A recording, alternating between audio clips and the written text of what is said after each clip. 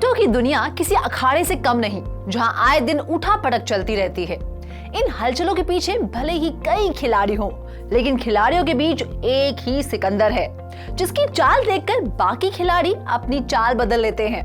जी हाँ, हमारा इशारा बिटकॉइन की तरफ ही है।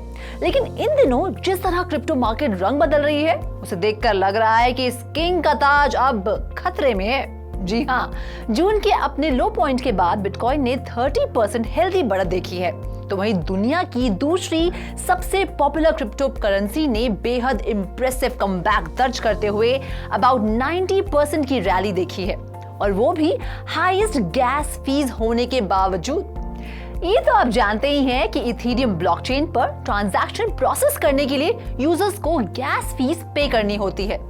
तो आज हम इथेरियम गैस फीस के बारे में डिटेल में बात करेंगे, लेकिन उससे पहले do subscribe to our channel, like and share this video, and for all the latest updates do hit the bell icon. तो आखिर क्या है इथेरियम गैस फीस, ये क्यों ली जाती है और क्यों इतनी फ्लक्चुएट होती है?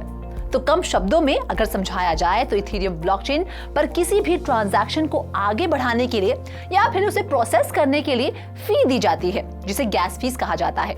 सिस्टम इस्तेमाल करने के लिए डेवलपर्स को ये फीस नेटिव क्रिप्टो में पे करनी होती है, यानी ईथर में। देखा जाए तो गैस फीस टैक्सेस के जैसे होती है, लेकिन मेन डिफरेंस यही है कि गैस फीस कुछ सेकंड्स में बदल जाती है, जबकि टैक्सेस ज्यादा स्टेडी होते हैं। इस तरह से इथेरियम ब्लॉकचेन पर ट्रांजैक्शंस को अंजाम देने के लिए इस फीस की जरूरत होती है। पिछले साल एनएफटीज में बढ़ती दिलचस्पी से पहले एवरेज गैस फीस रफली $40 थी, लेकिन तब से अब तक के बीच ड्रास्टिक चेंजेस के चलते गैस फीस सैकड़ों तक पहुंच गई है। दरअसल फीस को कैलकुलेट करने के लिए एक डायनामिक फॉर्मूला होता है, और ये फीस इसी डायनामिक फॉर्मूला और नेटवर्क पर नंबर ऑफ ट्रांजैक्शंस के बेसिस पर फ्लक्चुएट करती है। आइए सबसे पहले गैस फीस को कैलकुलेट करने के बेसिक फॉर्मूला पर नजर डालते हैं, जो है total fees is equal to gas units into base fees plus tip. 5 अगस्त 2021 को लंदन अपग्रेड में इंप्लीमेंट होने के बाद ये फॉर्मूला ट्रेंड में आया, ताकि इथेरियम ब्लॉकचेन पर ट्रांजैक्शंस को यूजर्स के लिए ज्यादा प्रेडिक्टेबल बनाने में मदद मिल सके। इथेरियम गैस फीस की एक स्टैंडर्ड लिमिट है 21,000 यूनिट्स, जो कि गैस का मैक्सिमम अमाउंट है जो यूजर्स एक सिंगल ट्रांजैक्शन पर स्पेंड कर सकते हैं। इथेरियम नेटवर्क के मुताबिक बेस फीस एक रिजर्व प्राइस है, जिसे प्रीवियस ब्लॉक डिटरमिन करता है to stay in line with the predictability effect. इस तरह जब नए ब्लॉक को माइन किया जाता है तो बेस फीस को सर्कुलेशन से हटा दिया जाता है या बर्न कर दिया जाता है, और टिप वो है जो यूजर माइनर को उसके कंप्यूटेशनल वर्क के लिए पे करते हैं। गैस में बढ़त, ये ध्यान रखना जरूरी है कि ब्लॉकचेन पर जितना ज्यादा ट्रैफिक होगा, गैस फीस उतनी ही ज्यादा होगी। एग्जाम्पल के तौर पर बोर्ड एप यॉट क्लब के अदर साइड लॉन्च को ही ले लीजिए। BAYC के मेटावर्स प्रोजेक्ट के लिए लैंड सेल्स ने अकेले गैस फीस की वजह से $200 मिलियन से ज्यादा के नुकसान के बाद बैकलैश का सामना किया था।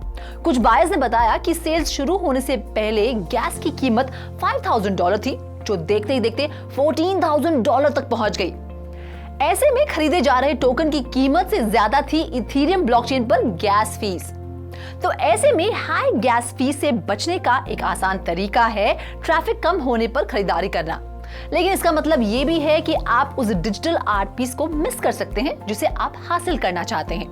वहीं दूसरी तरफ कई लोगों के मन में इथेरियम 2.0 या द मर्ज के बाद गैस फीस में होने वाले बदलाव से जुड़े सवाल भी उठ रहे होंगे।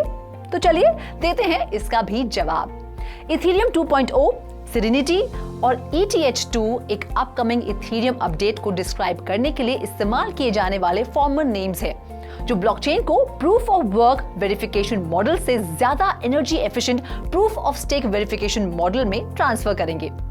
अप्रैल 2022 में इथेरियम डेवलपर्स ने POS ब्लॉकचेन का एक टेस्ट वर्जन शुरू किया है, जो पुराने POW ब्लॉकचेन के पैरेलल रन करता है। यह अपडेट इथेरियम ब्लॉकचेन को पूरी तरह से POS में ट्रांसफर कर देगा, जिसे अब द मर्ज कहा जा रहा है। 2022 के 3rd क्वार्टर तक इस प्रोजेक्ट के पूरे होने की उम्मीद की जा रही है। नए ब्लॉकचेन को बीकन चेन कहा जाएगा। इथेरियम नेटवर्क डिसेंट्रलाइज्ड एप्लीकेशंस और स्मार्ट कॉन्ट्रैक्ट्स को रन करने के लिए मोस्ट पॉपुलर ब्लॉकचेन नेटवर्क्स में से एक है। हालांकि इथेरियम ब्लॉकचेन का इस्तेमाल स्लो होने के साथ ही एक्सपेंसिव होने के लिए भी जाना जाता है। एग्जाम्पल के लिए average Ethereum network transaction fees bitcoin blockchain network से ज्यादा होती है। इथेरियम ब्लॉकचेन यूजर्स जो एक ट्रांजैक्शन को जल्दी से पूरा करना चाहते हैं वो लार्जर टिप पे कर सकते हैं। वहीं जो यूजर्स अपनी गैस फीस को कम करना चाहते हैं वो ऐसे टाइम को चुन सकते हैं जब नेटवर्क पर ट्रैफिक कम होता है। अगर यूजर्स को स्लो ट्रांजैक्शन स्पीड से एतराज नहीं है तो वो अपनी टिप को कम भी कर सकते हैं। होप इस इंफॉर्मेशन की मदद से आप भी बहुत हद तक अपनी गैस फीस बचा पाएंगे। ऐसी और इंटरेस्टिंग स्टोरीज और इंफॉर्मेशन के लिए देखते रहिए 3.0 TV। Do subscribe to our YouTube channel, like and share this video, and don't forget to hit the bell icon for latest updates. This is Ruchi Sharma signing off. Have a great day.